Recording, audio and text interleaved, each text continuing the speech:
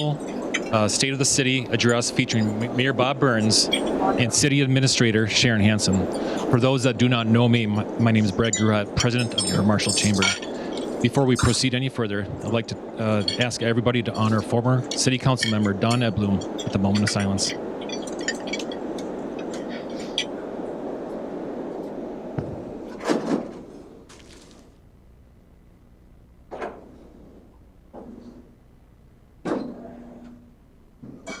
Thank you. I'd like to acknowledge now our sponsors for today's program. First off, our corporate sponsors, Avera Marshall, the Schwann's Company, Schwann's Home Delivery, Bremer Bank, ADM, City of Marshall, Relco, U.S. Bank, Action Companies, and Southwest Minnesota State University.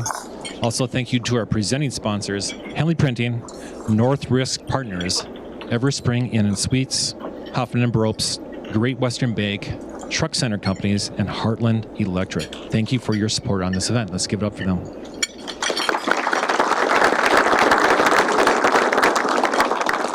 I want to recognize our non-city elected officials in the room quick. A short wave will do when you hear your name. Bill Mulsell with the Marshall School Board. Aaron Ziemer, also with the Marshall School Board. County Commissioner Rick Anderson.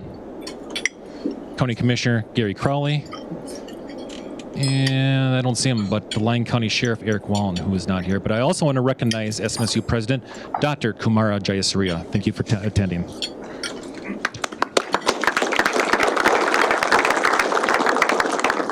Before we proceed any further, I ask you to please rise if you are able for the singing of the National Anthem by Marshall Fire Chief Quentin Brunsville. Being challenged today.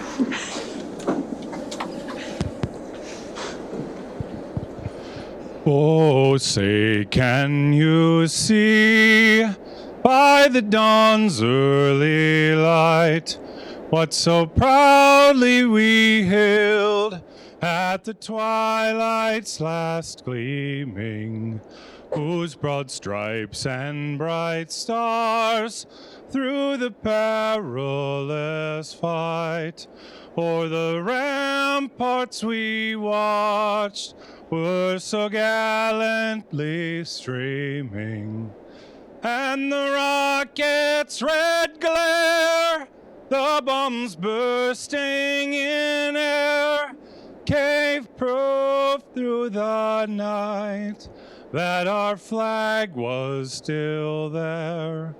Oh, say, does that star-spangled banner yet wave o'er the land and of the free and the home of the brave?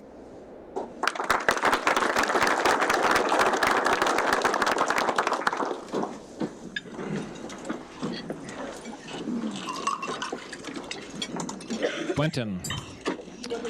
Once again, thank you for attending the 2022 Marshall State of the City address. This is the fourth year we have had this event already. The Chamber and the City of Marshall have several things in common, but one of them specifically is in that we're in together to help promote the city, and what a great opportunity to do that with the State of the City address. The State of the City is an opportunity for the city to be transparent with the business community about everything that has happened the previous year and what to expect this upcoming year. Think about today's event as an annual meeting of sorts that many nonprofits need to report on. Marshall, like all cities, are recovering from a crazy couple of years. Lots of good things happened in 2021. I think we're in for a great year of 2022. Okay, enough from me. Let's introduce our presenters. I'd like to introduce Mayor Bob Byrnes and City Administrator Sharon Hanson. Mayor Byrnes is serving his 9th term as mayor, and prior served 6 years as a council member. Mayor Byrnes has been a Marshall resident since 1979. In 2019, Bob retired from a 40-year career with the University of Minnesota Extension. I think he was, 12 when he started that? Where he served as a statewide director of operations. He also serves on the Highway 23 Coalition Board of Directors and is the chair of MnDOT District 8 Area Transportation Group. Sharon has been with the City of Marshall since late of 2017. Since she started, the city has initiated organizational structure changes to community planning, finance and EDA, strategic plan development and adoption, branding, launch, and implementation, which was introduced here 2 years ago, renovation and construction of City Hall. Please help me welcome Mayor Byrnes and City Administrator Sharon Hanson.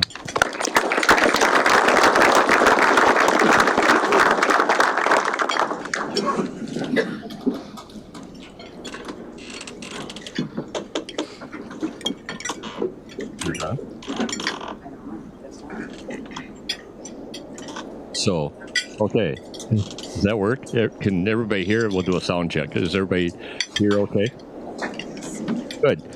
Well, first off, thank you, Brad, and thank you to the Chamber of Commerce for sponsoring this. This is you said the 4th year that this has happened. I know this was Brad's idea to have the State of the City event, and I know we were hesitant for a couple of years, and then agreed to it, and to your credit, it has turned out to be a very nice event. So, as we have done for the last several years, both Sharon and I are going to be going through a number of slides, and this is really where we're at with the city, a look back and a look forward.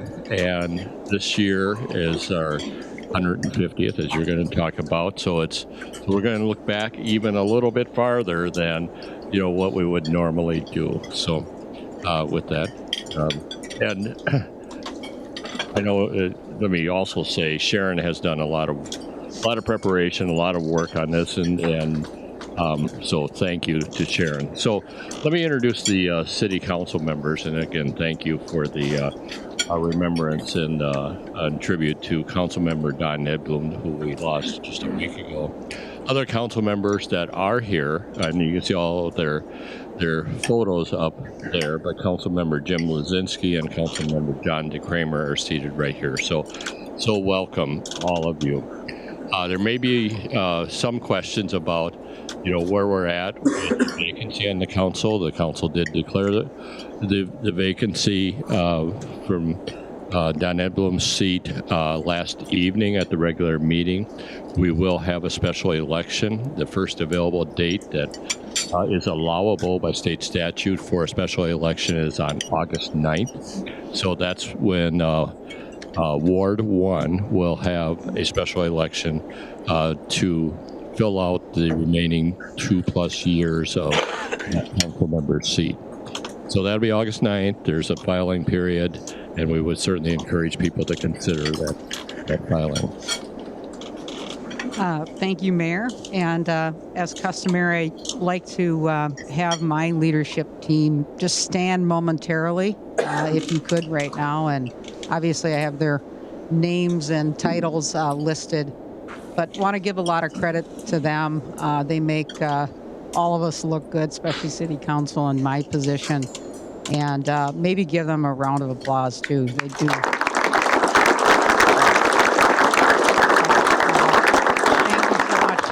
You have to balance a lot of competing interests. You make it look easy, but I know it's a lot harder, and I am very appreciative of all your work. I do want to point out we do have a new Director of Administrative Services. We have always felt that Lyon County has great staff. You still do, of course, and we're very appreciative to have E.J. Moberg, his second full week as Director of Administrative Services. So really appreciative of his placement, and thanks to Lyon County for the training and support on that. So. And before we move on, I'd also like to once again thank Kamara, President of SMSU, for not only hosting us here, but also for your partnership. The City of Marshall and the Selfless Minnesota State University worked well in partnership. The other partnership worth mentioning also is I want to introduce Dave Shelkoff, General Manager of Marshall Municipal Utilities. This is your first time attending an event like this, so welcome, Dave. So Bob mentioned this is our 150th year, so we wanted to take a little bit of time to look back. And one of the things we did is looked at some older photos of Marshall and wanted to see how does it compare to today. So I Alex Peterson did a great job putting this together, and I think you'll really enjoy this. The one thing I'll say is some of the photos were chosen because they really gave you a concept of the vastness of Marshall's growth and development. So some aerial shots more so than street side. And I know that Bob has previewed this as well and thinks it's pretty fantastic, and I do, and I hope you do as well. So I'm going to hopefully click this button and it starts automatically.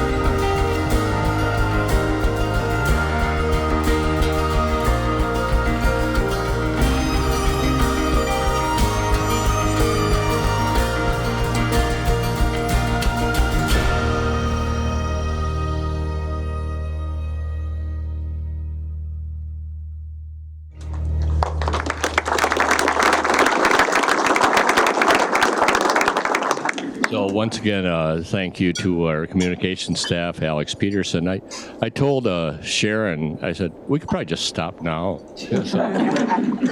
So the, but, and this is the slide I have not seen, so thank you for this. I think one of the things, there's a couple take-home messages there. One is there's been a tremendous amount of growth, obviously in 150 years, but you can look even in the past 10 years, past 20 years, past 30 years, there's been a lot of change in the community. And there's a number of reasons why that has happened. From the city standpoint, there's been the investment in the infrastructure that can allow the private sector to grow. And one of the big factors in that in the past 30 years was flood control, because 30 years ago, or even longer ago than that, about a third of the city was at risk of flooding, was in a floodplain, and now it is not at risk of flooding and not in a floodplain, with the exception of maybe one or two or three lots in the community. But that has allowed the city to grow and develop kind of on all edges of the community. But the other real big factor is really the people in the community. and the investment that those people have made, the entrepreneurship, and many of those entrepreneurs are in this room. So the growth of the city of Marshall is really about the people and the leadership that you all are providing in your daily lives, in your businesses, and in your organizations. So we're going to take a look back and go over some things that happened this past year in 2021. And of course, last year at this time, the city of Marshall had their administrative offices were temporarily housed at Selfless Minnesota State University over in the Social Science Building. The new city, that was because the new city hall was under renovation. It's actually the old city hall was under renovation, and now we call it the new city hall.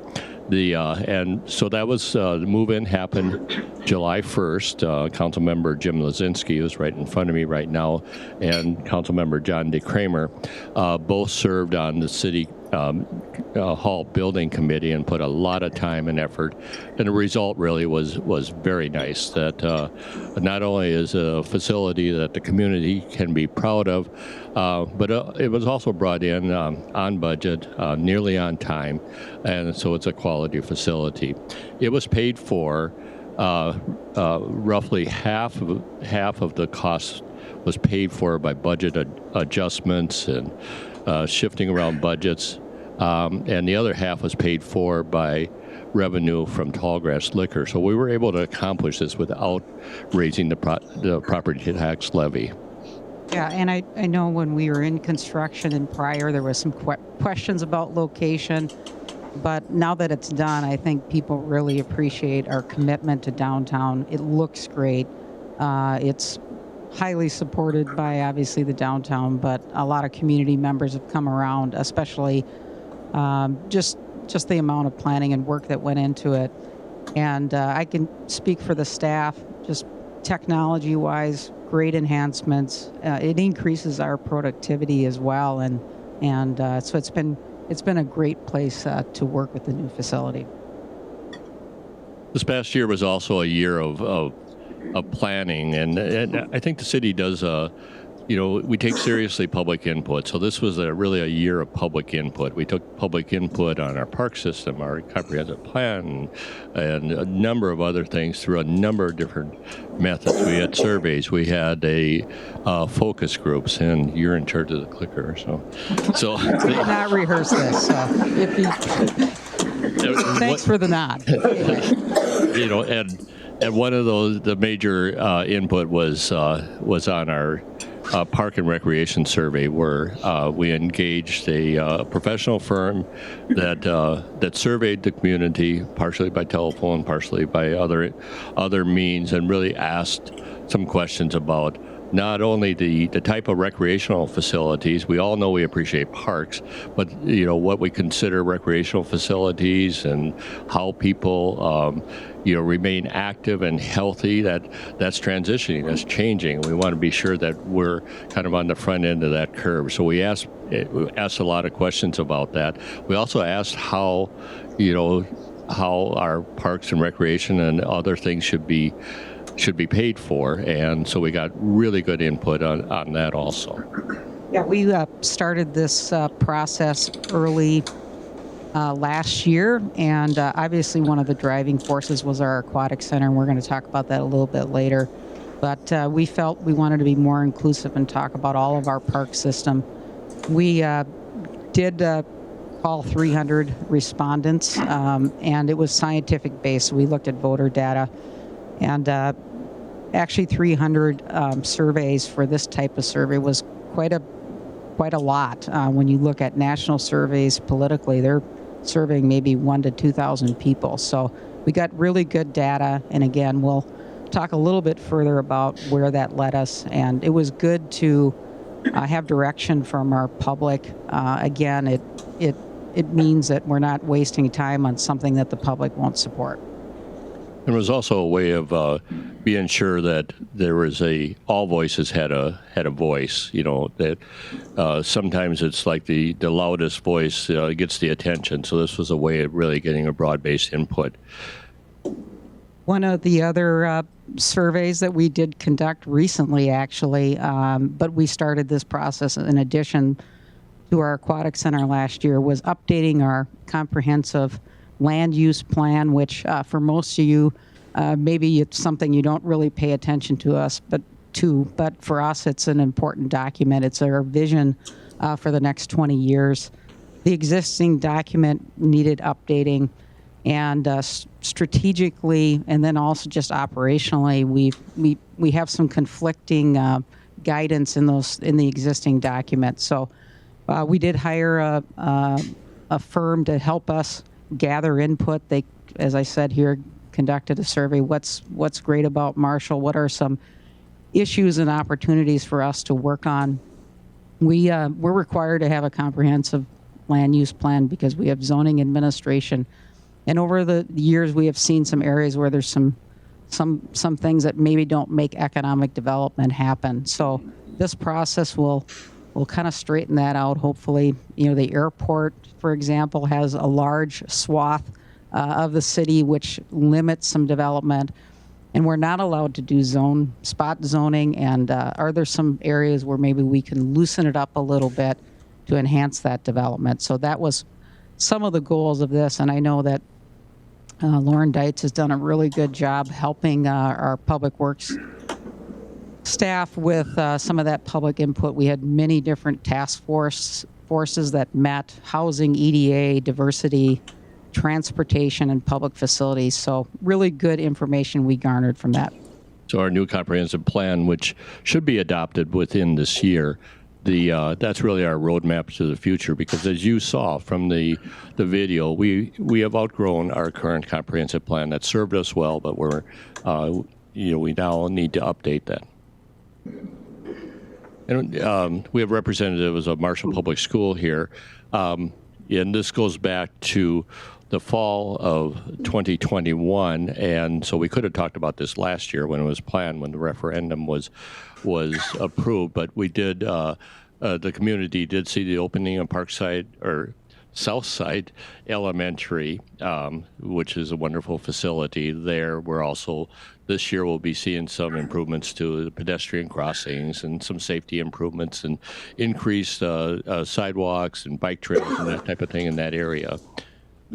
Yeah, the many positive things to say about this facility, besides the fact that it looks great on the outside and definitely on the inside with the amount of light and collaboration space that they have.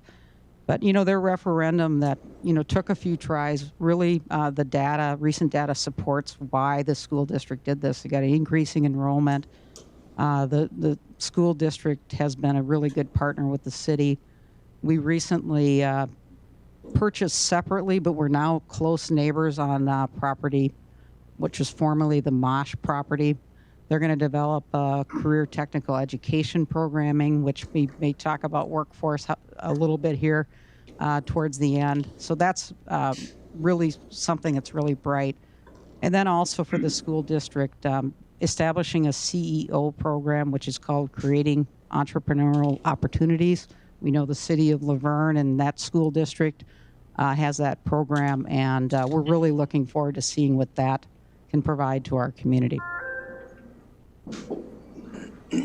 So we want to talk a little bit about some economic development. And there's some risk here because we're going to talk about a few of the visible projects, but we know that there's a lot of other things that happen in the community.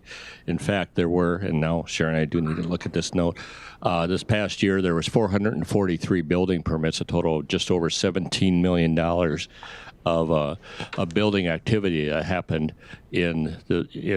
that happened last year. So we'll highlight a few of those things, but certainly won't hit on all of those. One of the Vera table is right here, but the opening of the Carlson Street Clinic, reopening of that, I think that has been well received by the community. And of course, Vera as the regional health center is really important, not only to Marshall but the entire region. At the upper part of the picture is, and one of the sponsors here today is Everspring. That's a photo of the interior of Tavern Excuse me. Yep. That's actually unique opportunities, and that is I the. was on the other side here. Oh, I'm sorry. I thought you were on the right side. All right. So we will get through this, yeah. So, Tavern 507 in Everspring, I think, we've all seen the renovation that's happened, the investment. It's a very visible corner, and it was a property that was in need of attention, and the new owners have provided that. So go ahead. I'm sorry. I'm so sorry. Anyway, I did not want to correct the mayor, but anyway, he corrected me. So upper right is actually unique opportunities, which is when we started it in 2018, we had a lot of consternation and some pushback. We did tax increment financing, and it really did assist this project. It was 3 phases, and now this will bring us to 96 units. They've been very successful, and it's been a very good development for the city of Marshall. So in the center is the Bella Cucina building. Some of us refer to that building as the New Atlantic Hotel building, and adjacent to that, the Mercantile building. And of course, that was purchased by the Nakamas Investments. Nakamas family will be the corporate home for Ralco. We'll have event space. Really a wonderful investment downtown, and it also has really a tie back to our history as we talk about the 150th. The Atlantic Hotel, the new Atlantic Hotel, would replace the original Atlantic Hotel that was constructed by C.H. Whitney, who was the railroad guy that was founder of the city of Marshall. Built that hotel. He and his wife built the hotel on that very site. And then we want to also talk about border states, which was, when we talk about economic development, there's a lot of discussion about supporting existing businesses, retaining. I think that's a perfect example. They have a site in Marshall. They wanted a little more room to grow, and it does retain their presence here in Marshall. And we did provide property tax abatement, which is a really great tool, and Lyon County also helped participate in this particular project. And we do utilize that when we're talking to businesses about ways we can help them, and it's greatly appreciated. So just running through a few others. We have a photo of action companies, and we're. In the interest of time, we're not going to go through each individual action company because there's a number of Action Landscaping, Action Manufacturing, a number of others, but certainly great expansion in the community, not only for needed services in the community, but also investment in the community. Yeah, and I think, this is a good slide to kind of, again, point out that local reinvestment with some of our existing business owners, Abra, really relocating, but yet investing in some property that they had access to. And then Wayne's Tractor Supply, and, a small business owner. Again, we are assisting him in one of the programs we did in 2021, 2022 is a facade improvement program. Our Economic Development Authority Board really wholeheartedly supports this. We're up to about $70,000 in grant being awarded, and that was one facility, or one business rather, that did get that opportunity. And I don't know which one you're going to take, but I'll just talk a little bit about the chamber too. It's great to have them downtown, and that location opened up an opportunity for State Bank of Taunton, which again, we're grateful to the Nakamas family for making that happen, but a new business that occurred because of that development. Upper left is actually Northwest Farm Management. They're kind of quiet about what they did. I know they've had some recent transition, but they're nearly doubling their space, and just a really good example of an existing company that's making some continued investments in Marshall. So Block 11, the development, we're at the very front end of the Block 11 development. Sharon's going to talk about what some of those development plans will be. But what Block 11 is, we refer to that as Block 11. That's the block where the Varsity Pub is on that block, and every other property that was on that block over the past 20 to 30 years the city has acquired, because there was Marshall Foods had a couple warehouses there. There was Haugie Egg was there. There was Safelite Auto Glass. There was John Middleton had a couple buildings there. Tiny Sharpening was there. So there's a number of properties there that were all in transition. And so over the years, when there was a willing seller, then the city acquired that property. And the reason we did that is because that's right at the center of the community. It's an area that's prime for development, but it's tough for a developer to deal with, 8 or 9 different parcels. So we combine that all, and then that now is ready for this mixed-use development that will be, some retail, office, commercial, and some housing that would be in 3 different buildings that are being planned on there. Let's see what the developer is. I'll go back on this a little bit. Yes, we did work with a development firm out of Mankato, and we're feeling really good about them. We've seen some of their projects that they've done in Mankato, and they're in some like-sized communities. I know they're working on a development in St. Peter, and they're really great buildings that they have put up. So we have really strong confidence, and come in April, we'll try to make it official with some council action. So hopefully this will be a spring construction that we'll see. And we also want to talk about ADM just a little bit. They're in the process of going through an expansion. This is a new product line that they're having that really focuses on starch. But it also and so it's a very large investment, and sometimes that type of investment in a big facility like ADM isn't as visible, but it is really important because not only does that kind of secure their product line within the whole ADM family and the importance of this plant, but it's also very important for the ag producers in roughly a 30 to 40 mile radius, because they grind 200,000 bushels of corn every single day all year long. So it's a major user of corn that's produced right in this region. Yeah, this is another example where they did reach out, and the city really wanted to assist them in where they needed it, and we assisted with a property tax abatement, and it's just a really good example of value-added agriculture, and to have it in Marshall is just fantastic. They've done a great job with expanding their lines of production. Okay, so we're going to shift gears and maybe speed it up a little bit here. Looking at the year ahead.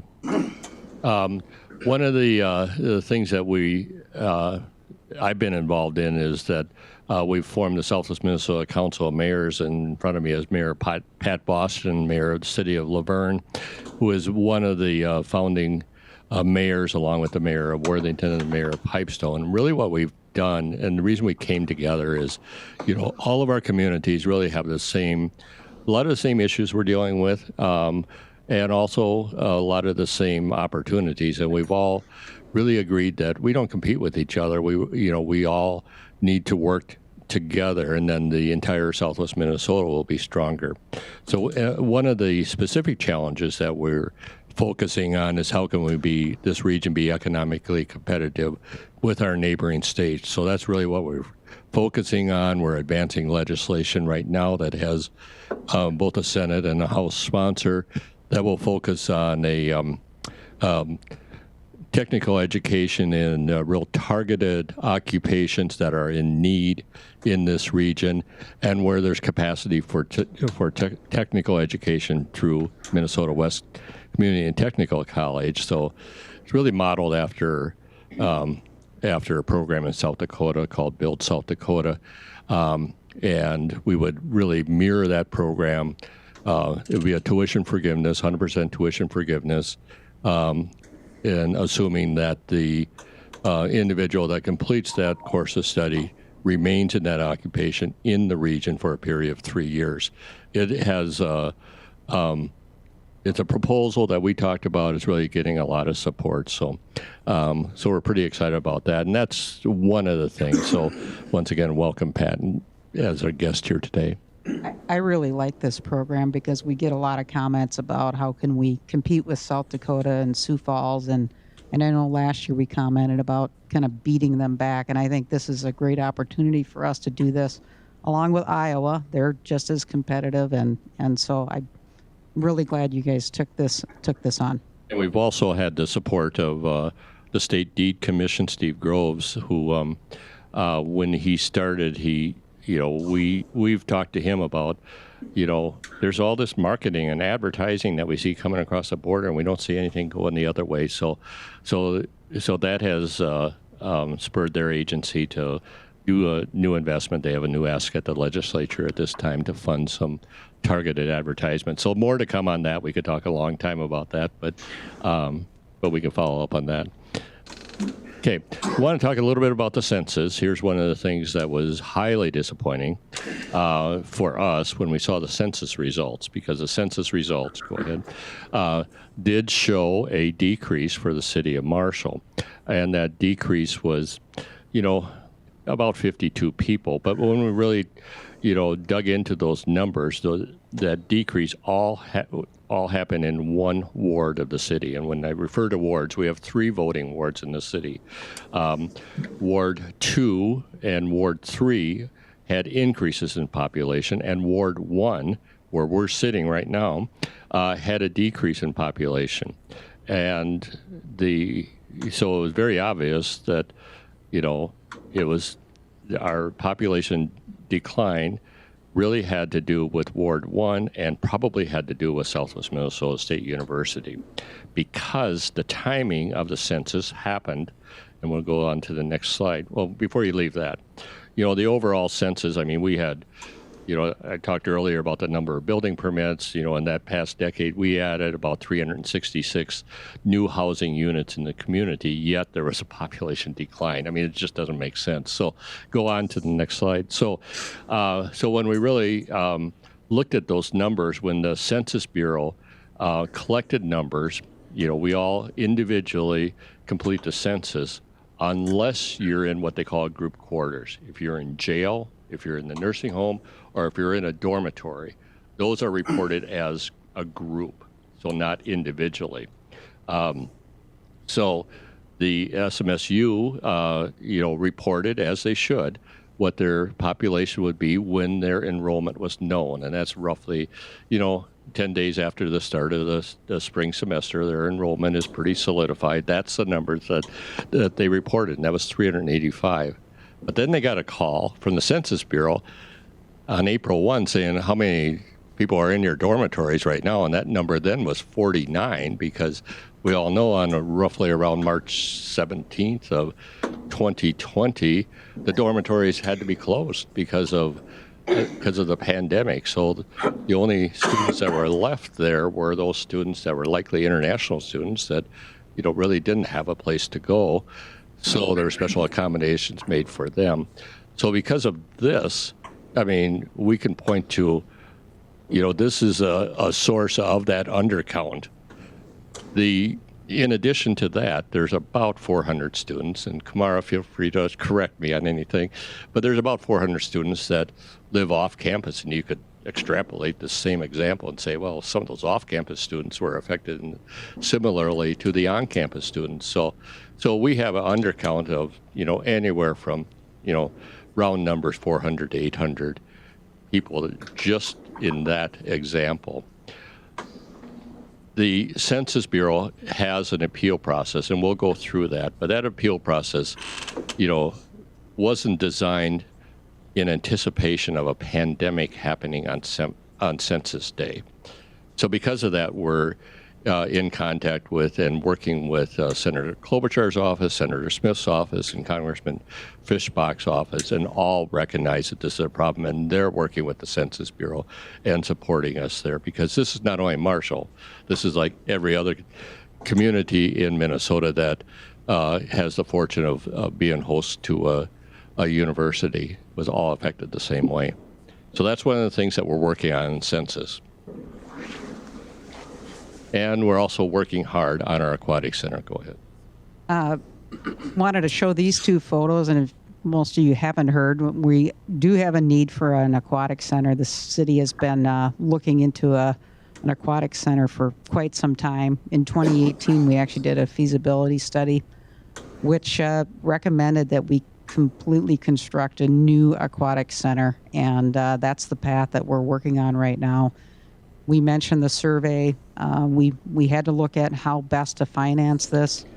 And what was clearly indicated, we didn't want to do a 19% property tax increase for payment of the pool. The extension of the sales tax, which doesn't raise the rates, it keeps it level, seemed to be the best route to go. So that means legislative cooperation and support, which I know that the mayor this afternoon is going to testify on a property tax committee to further that along. But these photos, I didn't realize it until looking at it, but the photo, older photo is from 1940. That pool was constructed in 1937-38. It's actually the same pool that's in existence today. In 1969, they essentially just poured a new slab on the bottom, and this is likely, along with other things, why we lose about 12,000 gallons a day, right? Yeah, I always think that's a lot of gallons, but 12,000 gallons a day, and so it's really, really vital that we have this facility. If I could just keep going on this a little bit, this is one of our conceptual designs. We did hire Stockwell engineering firm. They've done some other pools that we really, really liked, and the one thing that kind of gets asked, when did it get started to call an aquatic center versus a pool? Well, today's use of these facilities, it's really a community amenity. And yes, there's still swimming lessons and dropping your kids off, but they're really family entertainment. And on a weekend when families are looking at for something to do, it's moms, dads, parents, all collectively with their kids going to this type of facility. So zero depth, something we need. Leisure River, which was highly, highly commented on by the public as if you're going to do this, let's do it right. And of course, the splash pad, which a lot of communities have done separately. We kind of think there's an opportunity to make it separate yet part of the facility. So it's a great looking facility if we can get sales tax and get forward movement on it. I'll let the mayor comment a little further on it. So as Sharon said, I think we all agree, that the pool has served its life. Not only does it leak, but the piping, the pumps, everything is aging, and it's one of those things. If you do one thing to it, you'd have to do everything to it because it doesn't meet any Department of Health standard. It doesn't meet any ADA standard. Even the bathhouse is. We've all been in there with our kids. There's it's a little bit appalling, actually. I mean, there's absolutely no privacy in the bathhouse. It's just in need of renovation, and it's time, and we need to do it right. But we also need to do it in a way that is affordable. It does serve the region. There are a number of area communities around here that are not only the families come here for work and for other reasons, but they come here for things like swimming lessons and aquatics. So. One of the other things we discovered with our park and recreation survey that we talked about earlier is support for furthering our recreation. The Red Baron Arena Expo Center has been a great addition to our community. It's highly used by the region, and we still have needs out there. And in addition, recreation is changing in other parts of the country. We know that pickleball has been on the rise, and we do have some areas where we can do that, but are we really meeting the needs of our future in terms of recreation? So a high response was a need for indoor recreation.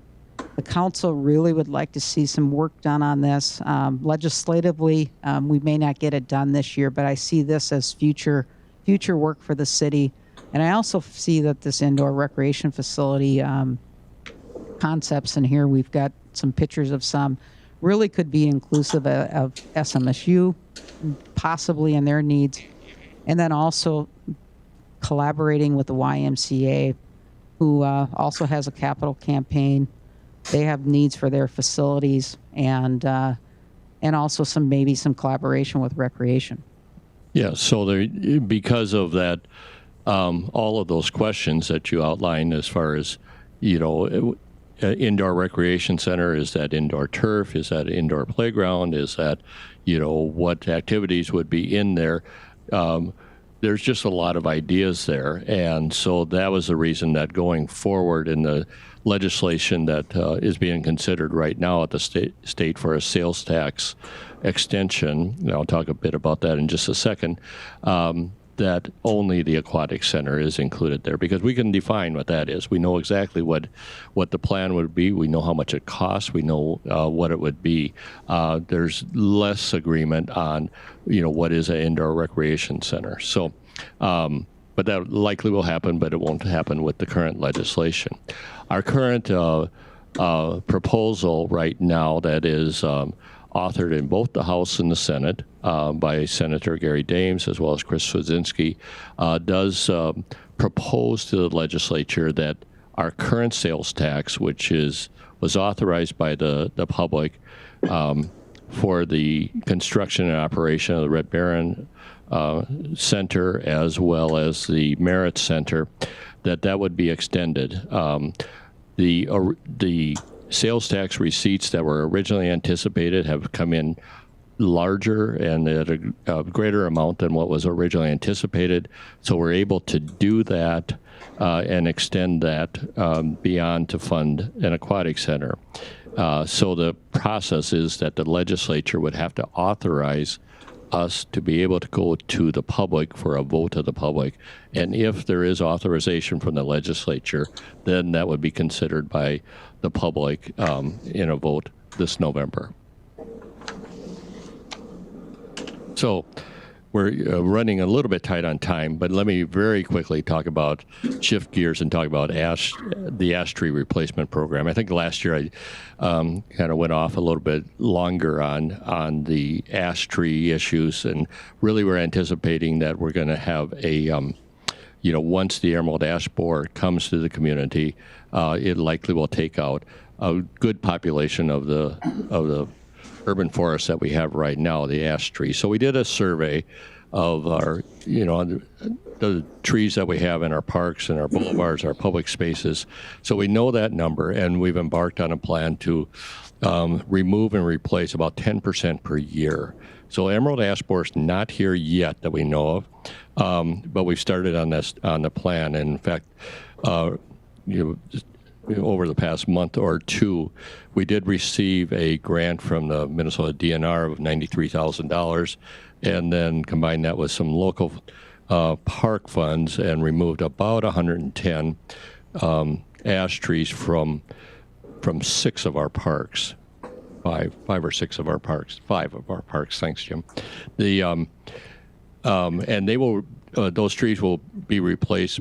For every tree that was removed, there'll be 2 trees that will be planted there, and that planting will probably happen this coming fall. We'll wait in case we have a summer like last summer where it's hot and dry. We'll, avoid that planting stress and plant those trees this fall. And those will be varieties that will offer some diversity in the community of tree plantings and be trees that are selected that can be durable. We also see this as an opportunity for homeowners to take a look at their own yards. And one of the reasons along Saratoga Street, where the bike trail is, that we identified those trees that are there is that those are all trees that were selected because they're good replacement possibilities for ash trees. Ash trees were planted as a replacement for elm trees when Dutch elm disease came through, and ash trees had the advantage that they grow really well. I mean, they're easy to start and they grow well. Unfortunately, there's way too many of them planted, so we want to avoid we want to have a diversity of tree plantings that are moving forward. One of the more exciting things this week is the city did release our conceptual design for the space between Mainstay Cafe and our city hall. Obviously, this was an opportunity created by the demolition of the of the former hotel that was located there. And we're going to have our park staff lead this project. There's a space for design of a statute that will be forthcoming. We'll do an RFP process for that. But really a chance for us to have a gathering place downtown, a focal point. And we also are soliciting names for this place, and we've gotten really good feedback and quite a few suggestions already on this space. So this really brings us to the end of our formal presentation. Again, this is the 150 years. This is the year of celebration. The main focus of the celebration will be during the Sounds of Summer weekend that we'll have this summer. There's going to be a lot of things, so look for a lot of things coming. So thank you. We can clap for them.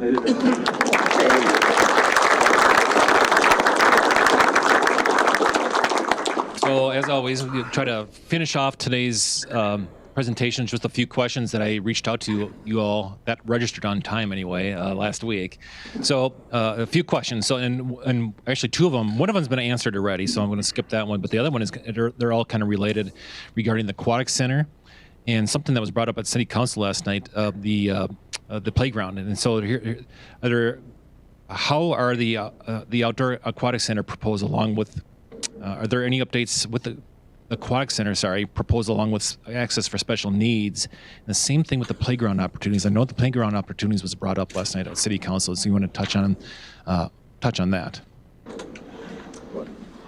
Last night we did have a discussion on inclusive playground equipment, and that relates to equipment that can be used by all people, no matter what their disability or ability may be. We did put some equipment in at near Legion Field, and it's been highly supported. We had nonprofit support it, Rotaries, and some individual business owners. Very expensive. That addition was about $30,000. And some of the larger cities in our state have done complete playgrounds just for inclusivity. But what we are going to do, and it's kind of a trend nationwide, is just put inclusive playground equipment pieces at each playground so that it's available throughout the city. So I don't know if I missed anything. Yeah, and that is the plan moving forward, is that each of our playgrounds would have inclusive playground equipment, but not only the equipment, but also the access, also the surfacing that's under there is not just going to be sand like we used to have. So so we're pretty proud of that. So that's a good move. There is a mic stand right here. If anybody's got any questions, feel free to go up there. We do have some time. Another question: the space, the old softball complex out by the airport. What are the potential plans for that? Do we have a plan for, a couple of the softball complexes? It looks like it's been turned into soccer fields. What are we kind of hoping for that area? So I'll start with this, and you can fill in so there's 4 fields there they have been replaced with the softball complex that's out by the Red Baron Arena, and that's really designed to not only serve the needs for softball and junior baseball, but also be more of a facility that can host out-of-town tournaments, and that would attract out-of-town teams, and the Channel Park ball fields didn't lend itself well to that because we all know it was lineal and it's quite a ways from one end to the other. So the 2 fields that are closest to U.S. Bank, they are being converted to soccer fields, and that's a growing sport. And the Soccer Association, the Youth Soccer Association, has been very active in not only helping with some of the funding and doing some of the work, but also helping us design that. At least for now, the 2 that are closest to Highway 19 are being retained as softball that is used by that is used especially by the girls' high school sports teams, and so we're reluctant to give those up yet, but they may be in transition too. And again, that's one of those things when we do look at recreation needs is, is it softball in the future? Is it baseball in the future, or is it lacrosse, or is it some other sports? I think you did a great job answering that. The only thing I would just add is, answering those questions. What does the future of recreation look like? Where you have commented, Mayor, quite a few years about having a master park plan. We're one of the few cities our size that don't really have one, and I think that would help guide us. And possibly the YMCA's future can be included in that. And I think that's going to be an important process that probably we need to take on even this year. Does anybody have any questions in the audience? Don't be shy. Okay. The other one question was on workforce, but I think you did the program that you have with Mayor Bastian and several other mayors. That's fabulous because you're right. South Dakota, North Dakota, I brought my son up for a college visit up in North Dakota, and one of the first things they had was a program about keeping him up there. I didn't have any time for that. So, 2022, it's going to be an exciting year. 2021, like as I mentioned earlier, was a year of recovery, but there's a lot of things that Mayor Byrnes and Sharon Hanson went over today, and I sure do appreciate all your time. It's an exciting time to be here. So thanks again to our sponsors. Thank you all for attending. We hope to see you again next year. Have a nice rest of the day. Don't forget to buy your coupon book before you leave. I have 2 board members with them right there, and they'll be happy to sell. And of course, that supports shopping local. So thanks again, Sharon, Bob, and have a good rest of the day. This meeting is adjourned.